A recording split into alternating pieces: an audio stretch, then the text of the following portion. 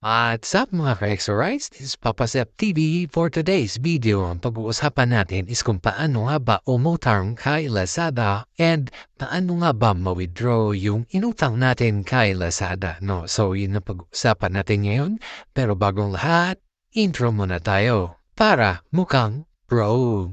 Subscribe now and press the bell icon. Never miss an update.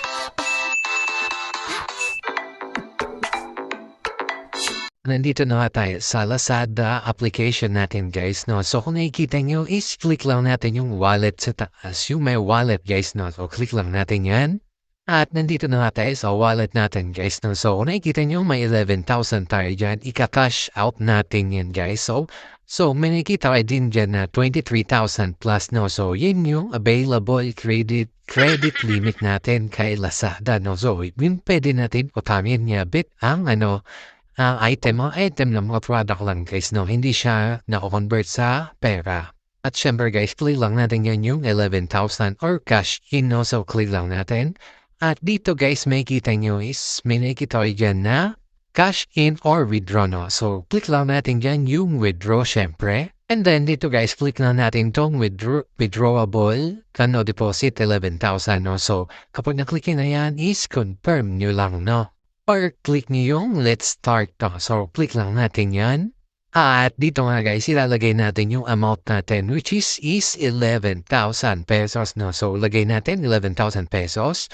At yun na nga guys, no? Ilagay na natin yung 11,000 pesos at click lang natin tong other bank or add bank account, no? So click lang natin yan at dito nga guys, no? Pag select tayo dito ng bangko na kung ano yung prepare nyo na pag-transferan, no? So, ako napili ko dito guys, si GCASH, no? So, napili ko dyan si GCash at naglagay na din ako ng information ko dyan at andyan na din yung amount, no?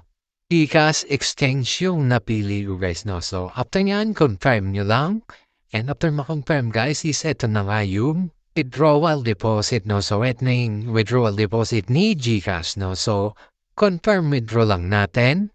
At dito nga guys, hihingi si Lazada ng OTP PIN, no? So, click lang natin yan kasi ganoon naman talaga mga transaction guys. Bawat transaction may OTP PIN. At ito na nga, dumating na nga yung OTP natin. So, click verify lang natin.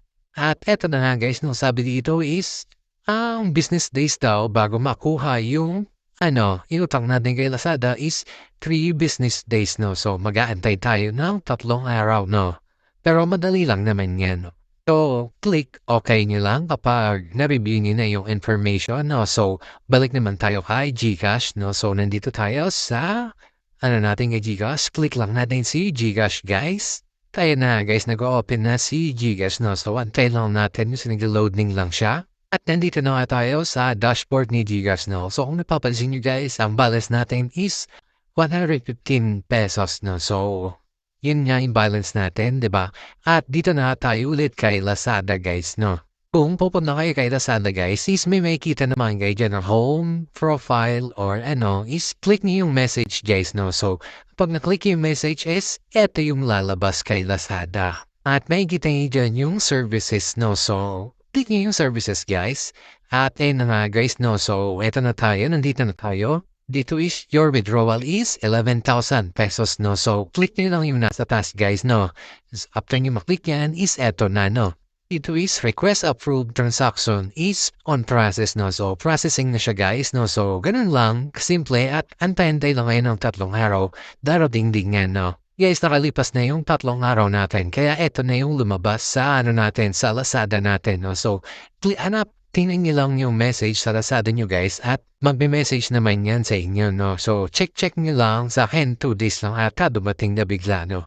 So, pero ang maximum nyo guys is 3 days, no? At eto na nga guys, no? Nag-text na si Lazada, no? So, na-receive na daw natin si 11,000 kay GCash, no? So, kay GCash na daw yung pera, no? So, tingnan natin kay GCash, guys. At yun nga guys, no, nandito na tayo sa dashboard ni GCASH. So nakikita nyo naman guys, ang amount natin is 11,000 plus, no. So dumating na nga talaga, no. So eto na.